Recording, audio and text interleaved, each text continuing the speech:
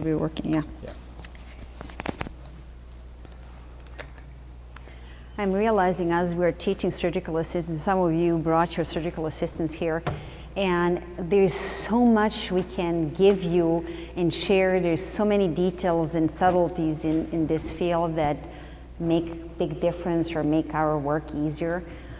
We spend, and I'm going to talk about our office setup as much as I can, but I really encourage you to go and talk to the vendors upstairs. Over the years, the vendors upstairs perfected what is needed in hair restoration industry. One of the simplest example I always use is the blade we use to cut our grafts is coated with Teflon, so it slides through the tissue. So it's called Persona blade. We always mention Persona blade because they work differently. It's a world of difference if you use a blade, the regular blade versus this blade. So there's a certain things, forceps, the finer the tooth. There's this forceps that is angled a little bit longer, a little bit shorter. There's a lot of little details. I went with our surgical assistants around with vendors, and we talk about just kind of thought through what worked for me, what didn't. But talk to the vendors, they really know what is needed. I'm going to talk, what just happened? I didn't do it? Okay. There's a certain things you really need in the office. I have nothing to disclose. The basic components of the office are the front desk. One is just small thing to say about the front desk. People don't remember how pretty your office is unless your staff is kind. If your staff is kind, they're going to notice other details. If your staff is not kind or professional or efficient, that is what they're going to remember. So invest in your staff. Culture, Dr. Lamb talked about culture. We are like a little family. We spend so many hours together. So we take care of each other, and then together we take care of the patient. So we are really, that's one of the important components. We have consultation room. In our office, consultation room is a little table and two people sit on the same side of the table. We don't like sitting across the table and talking to the patient. This is elective surgery. Think about whoever comes to see you. They want to feel that you have the authority and know what you're doing, but at the same time, they want to feel close to you because sometimes they're uncomfortable to talk about what the concern is. So it seems to me, and so we believe that the closer we are, the more intimate and we are able to talk about that. Then for a photo room, you need other things like a cleaning room, you need a storage room, so like a regular office. Surgery room, what is specific about the surgery room is you need a chair, and I'm going to go over the details. This is what it looks like, set up surgery room for the procedures. Chair needs to recline, go up and down, the basic things. However, one of the major things about the chair is the back needs to be narrow. So where the patient is leaning against the back has to be narrow because the assistants have to be able to reach and place graft. If the back is far away, they can't be placing graft for this many hours reaching over to get to the patient. If you're doing FE procedure, patient is lying on their stomach in prone position, then what you need a specific chair that allows for arm rest, like you see on this chair. Talk to vendors, talk to your colleagues, they will guide you what kind of chair you need. But for example, these arm rests rotate for sitting position to lying down. So there are chairs, and this is approximate price. It could be $5,000, it could be $10,000 a chair.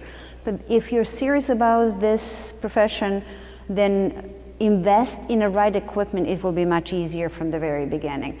The next thing is lighting. You need the lights that they're cool. You don't want to be heating it. Most of the lights are, surgical lights are cool lights, but still you want to make sure don't cut on the lighting because you need to see what they're doing, especially assistants. Now we're doing bigger cases. In the past we used one source of light. Now we usually need two sources because if we're placing in two different areas, we need to be able to see those two. Workstations. So we're looking at about 60 centimeter to a meter deep. And once again, I don't know in inches, that's about 30 inches, a little bit less, some more. A meter is about 40 inches. Okay. That means, oh, so Oh, it's a 60 inches, a little bit more over a meter. That's, I tried to remember, sorry guys for this. So, 2.5 centimeters is 1 inch. Foreigners, sorry. The depth of the table is, you think about, you need a microscope and you need to put some instruments behind a microscope. Too much space, you don't have enough room. If you have just the space for the microscope, you don't have anything, no, enough room. So recognize that there's a, like I showed here, we use different type of microscopes and I'm going to explain that. But the table can be one continuous long table. It could be small individual tables, or you can have a folding table. This is, IKEA has these folding tables. You can add folding tables and transform your room into several functions. So it's possible to create things but you need to know what you kind of need. That's for the workstations. And if you need more measurement, more precise measurement, email me and I'll measure our table and give you the measurements. Microscopes. By now, you need a stereo microscope. You need a microscope that has a magnification. It could be between 3 and 10 magnification. The bigger magnification, the smaller the distance, the work distance. You need to fit the instruments, but also the smaller the field. So I use between 4 and 5 magnification because I like to see larger field. Play with it and find what works for you, but you need microscopes. Vendors upstairs have microscopes that they're $700-800, the least expensive, functional. So you can go up to many thousands depending what you want. This microscope here is called the Mantis. It combines 2 fields and actually uses mirrors versus lenses to project, and it has a fixed magnification.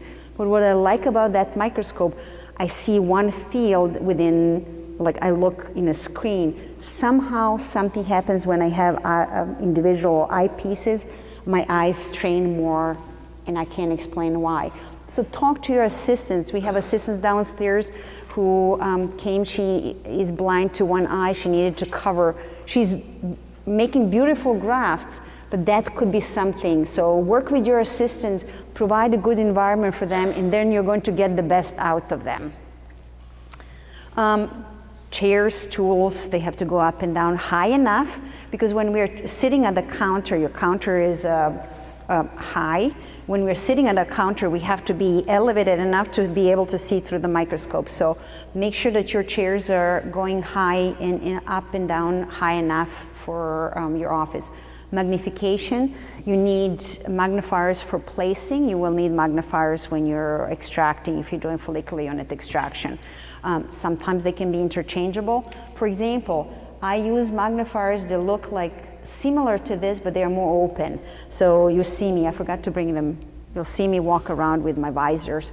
Because, for example, these, even though they have a good magnification for me, they are closed so I can't see around. I need to lift my head to look around.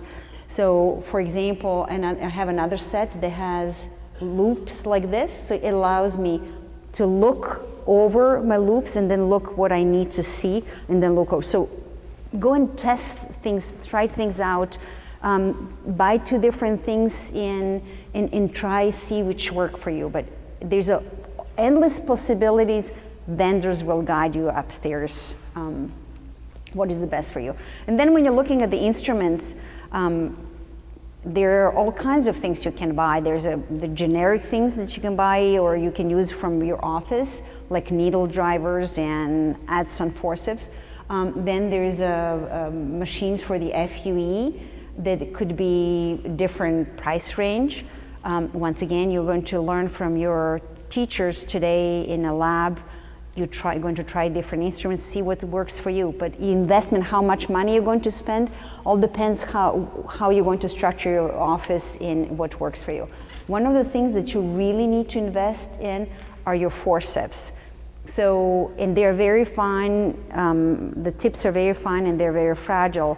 So there's a special box for the forceps to be stored in. So the special care, ask the vendors, they're going to teach you how to take care of these instruments. But they're important. If I have a barb instrument if I just put my forceps wrongly at the table and just create a barb on a tip, it will slow me down that on 1,000 grafts, I probably lose 15 to 20 minutes because I put the graft and the barb pulls it out. I put it back in, I don't know how much I'm damaging. So that's how much it can affect the office. So think about if you have novice assistant, now the grafts keep in and out because the forceps is barbed. So those are the small things that you want to consider while you're setting up your office. Regarding staffing, there's always question, how many assistants do I need? What do I do? I always believe that cross-training your assistants is the best thing, so you rely on your own staff. I also say minimum 3 people are needed to work around. You can always kind of design a plan where you can have 2 assistants. I have several people who came in an assistance program who say, oh, I'm here with my physician, it will be just 2 of us, what do we do? Or there was one that they have a physician and 2 assistants. So I'll give you a scenario with 2 people working and having a strip. You always limit your number of grafts. The assistant can be slivering and dissecting, or the physician can help, or maybe they can be together. But once the grafts start being produced, then someone else can be trained to load the grafts into implanter. So the physician now can take those grafts and make sites and implant them. So they can be, the small office can be functional. You can make many grafts, but you can still accomplish good results. So it's possible. The more people you have, the easier it is. The faster the production, the bigger the case you can do. But it's not just having anybody. They have to be all trained properly and have the same idea of quality control. People ask me, train or hire traveling assistants. I cannot vouch for traveling assistants because I don't know their quality. You're fortunate that you're learning about this field now when we have at least 2 courses available to send surgical assistants to learn dissection in graft placement. So there's this course, there's a course in Denver in May. There's also material provided by ISHRS, and there's a brochure upstairs where you can purchase lectures and download lectures on graft dissection placement, surgical assistant work. So we try to teach you so that you know to recognize good quality. We try to teach you here. Yesterday you did dissection in placement, and the day before. Today you're going to learn graft dissection the day before. Today you're going to learn placement. Once you know what to look for, then you can kind of guide your assistants. Send them to courses, train someone in your office. It's much easier to work with someone you know than to have someone coming outside, you don't know their quality. Sometimes traveling assistants can be a good thing because they can help you jumpstart your practice.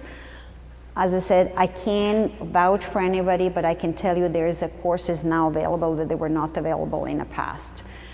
It really makes a huge difference whether you have a good team or not. And I always say, it's not only what you do, it's what your assistants are doing, but also it is between all of you how much you're communicating. So I'll give you an example. If 2 assistants, so you create the great sites, they cut the good grafts, they're placing grafts, but they're not communicating. One is a little bit faster than the other.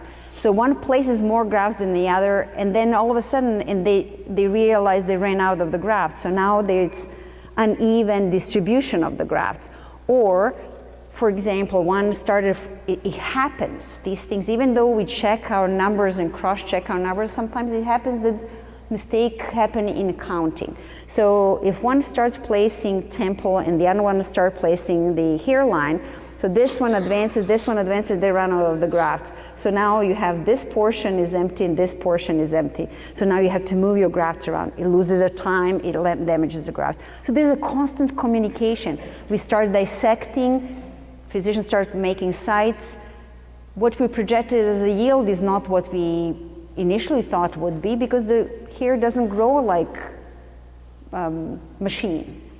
So then we have to adjust. There's a constant adjustment. Your team really is as good as you make them to be part. So constant communication, respecting what they do, supervising what they do. You have to be this quality control, constant check. For example, placing, at the end of the placing, I switch side with the people around. So for example, let's say Tina and I are placing on a patient. We rarely work together, but let's say we are working together. She's working on one side, I'm working on the other. At the end of the case, we'll switch. Fresh set of eyes can see things differently. Oh, one site missed, or this hair curl is not oriented correctly. So team and everybody working together is really important. Am I running on time? I'm good. Okay, perfect. I want to say something also. I have a friend of mine, she's a physician, and she was telling me a story that she works with the same assistants, and she noticed as her practice progressed, she started making more and more graft, meaning sites in bigger cases. But she also noticed that one side of the head is not growing as well as the other side. And so she thought her assistant was doing something. So she went and looked at the assistant. She thought, but this is the same assistant that work on the smaller cases. What is different? So what happened that was different is she was reaching on the left side and it was uncomfortable for her to make sites.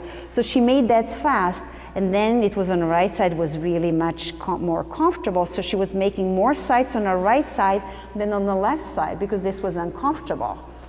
So it's not only what our assistant is doing, what you're doing. So if assistant comes back to you and say, hey, I have more openings on this side, it happens.